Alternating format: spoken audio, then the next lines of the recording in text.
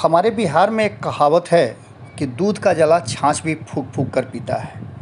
बिहार की राजनीति में भी लगभग इसी तरह की बातें देखने को मिलती है और आम जीवन में भी इस तरह की चीज़ों को लोग अपनाते हैं। बिहार में राजनीतिक रूप से जितनी भी चर्चाएं आप सुन लीजिए, उन चर्चाओं का लब्बो-लुआब यही है कि सब कुछ ठीक ठाक सत्ता में बैठे लोगों के बीच में नहीं है।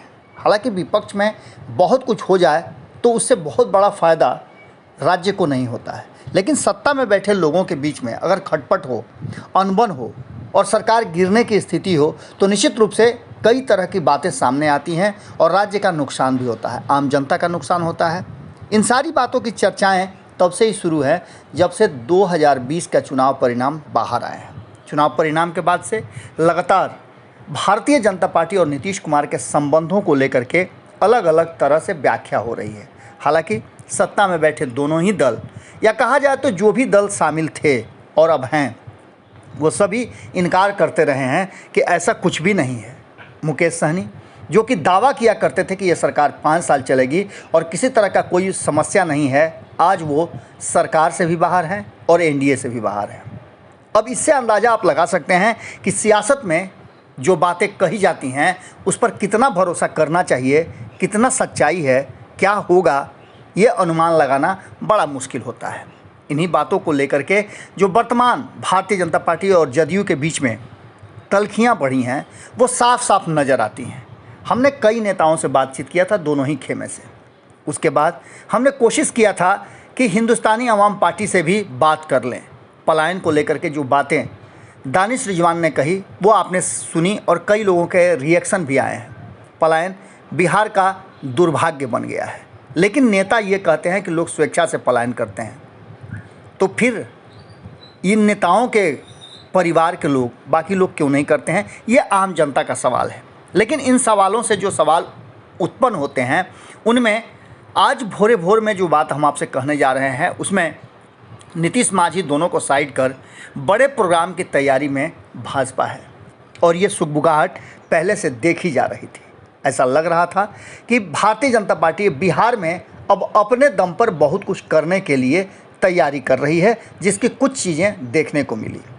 बिहार में राज्यसभा की 5 सीटें खाली होने वाली है। चुनाव को लेकर के जो गणित है उस गणित में इस बार नीतीश कुमार पिछड़ते हुए नज़र आ रहे हैं और ये कहीं ना कहीं नीतीश कुमार के लिए एक बड़ा, कहा जाए तो चैलेंज भी है। इससे पहले नीतीश कुमार लगातार 17 वर्षों में आगे आगे रहे हैं और सबसे शीर्ष पर बैठे रहे हैं, लेकिन ये पहला ऐसा अवसर है जब नीतीश कुमार को राजनीतिक रूप से और संख्या बल के आधार पर बैकफुट पे रहना पड़ रहा है। जैसा कि आप सभी जानते हैं कि इसमें आरजेडी को फ़ायदा होता नज़र आ रहा है और नीतीश कुमार आरजेडी के बीच में संबंधों को लेकर के भी आपने देखा होगा कि बहुत कुछ बदलता हुआ देखा जा रहा है। लगातार दोनों की मुलाकातें हो रही हैं, मुद्दे चाहे जो भी हों, बाहर जो भी बातें चर्चा में हो, लेकिन भीतर खाने में क्या चर्चा हुई है इस पर भी लगातार कहा जा रहा है कि 1 घंटे बातचीत करने का मतलब क्या होता है ये सब कुछ जानते हैं। आपको बता दें कि इस बार के राज्यसभा चुनाव में और भी कई ऐसी बातें हैं जिसको लेकर के नीतीश कुमार का लिटमस टेस्ट होना है। एक तरफ जहां जेडीयू को गणित के हिसाब से 1 सीट का नुकसान हो रहा है, वहीं राष्ट्रीय जनता दल को फ़ायदा होता नज़र आ रहा है। भाजपा और राजद को मिलेगी 2-2 सीटें, ऐसा पूरी तरह से साफ नज़र आ रहा है, जबकि जदयू को एकमात्र सीट मिलेगी।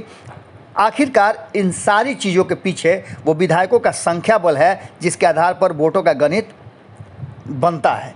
10 जून को होने वाले राज्यसभा में संख्या बल के हिसाब से राष्ट्रीय जनता दल को 1 सीट का फ़ायदा हो रहा है, तो वहीं सत्ताधारी जनता दल यूनाइटेड को 1 सीट का नुकसान हो रहा है।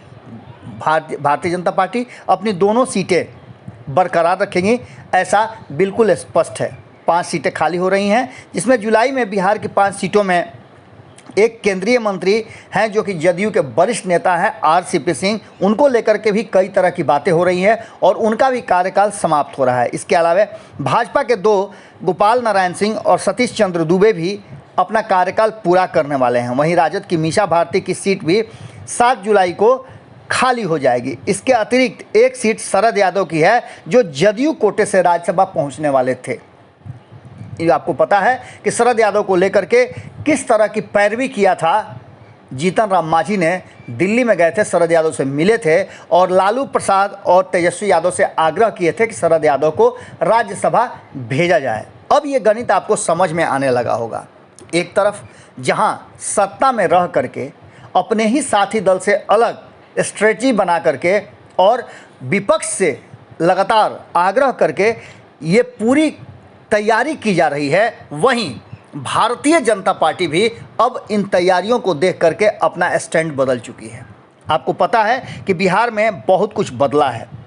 संख्या बल के हिसाब से संभावना व्यक्त की जा रही है कि इन 5 सीटों के चुनाव में दिक्कत तो कोई नहीं होगी, लेकिन नीतीश कुमार को बैकफुट पे रहना पड़ेगा। इन सारी बातों को लेकर के जैसे ही जुलाई का महीना आएगा, उसके बाद से कहा जा रहा है कि बहुत कुछ बदलने वाला है। संख्या बल में देखें तो विधानसभा में भाजपा सबसे बड़ी पार्टी बन गई है जब से वीआईपी के 3 विधायक उसके खेमे में आए हैं, यानी भारतीय जनता पार्टी का सदस्यता स्वीकार किए हैं। उसकी संख्या हो गई है 77।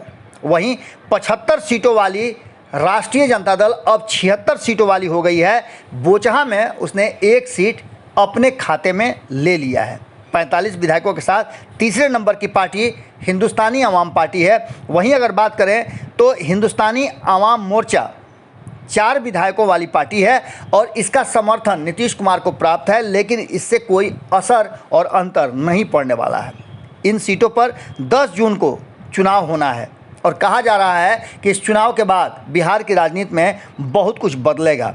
आपको बता दें कि इसके ठीक पहले जो चीज़ें सामने आ रही हैं वो स्पष्ट कर रही हैं कि बिहार में बहुत कुछ बदलने जैसा लग रहा है।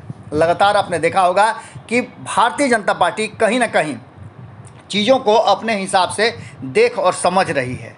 इन्हीं सब बातों को लेकर के जो चीज़ें सामने आ रही हैं उसमें एक बात तो स्पष्ट नज़र आ रहा है कि किस तरह से भारतीय जनता पार्टी ने सब कुछ अलग थलग करके एक नया दौर शुरू कर दिया है। इसी दौर में एक चीज़ जो साफ नज़र आ रही है, आपने देखा होगा कि बिहार में विकास को लेकर के और सरकार को लेकर के कई तरह की बातें की जा रही हैं। आपने हाल फिलहाल में सुना होगा कि केंद्र सरकार बिहार को मदद उस अनुपात में नहीं कर रहा है जिस अनुपात में होना चाहिए। इन्हीं सब बातों को लेकर के, सड़कों के जाल को लेकर के, विकास को लेकर के और कई ऐसे विकास कार्यों को लेकर के नीतीश कुमार अपनी पीठ थपथपाते हैं। वहीं भारतीय जनता पार्टी अब बिहार में अपने विकास का एजेंडा जो है ले करके आ गई है। आपको पता है कि इन्वेस्टर मीट जो हुई थी वो भी दिल्ली में हुई थी और उसमें पूरी तरह से बिहार में इन्वेस्ट की बात की जा रही थी और भारतीय जनता पार्टी बिहार में नीतीश कुमार से अलग इन नीतियों पर काम करना शुरू कर चुकी है। इसके साथ ही आपको बता दें कि लोकार्पण होने वाला है एक 266 करोड़ की लागत से NH 30 922 के कोइलवर के सोन नदी से डाउन स्ट्रीम 3 लेन का पुल बनने जा रहा है, जिसको लेकर के लोकार्पण होना है। और इस लोकार्पण में ऐसी बहुत सी चीज़ें सामने देखने को मिल रही हैं जो स्पष्ट कर रही हैं कि कहीं ना कहीं मामला अब दूसरी तरफ जा रहा है और नीतीश कुमार मांझी, जीतन राम मांझी से अलग भारतीय जनता पार्टी अपना अब गेम प्लान शुरू कर चुकी है।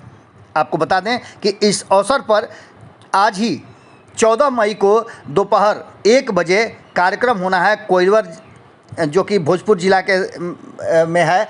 उसी के लिए सबको आमंत्रित किया गया है, जिसमें गरिमामयी उपस्थिति जो है वो RK सिंह की है, जो वहाँ के सांसद हैं।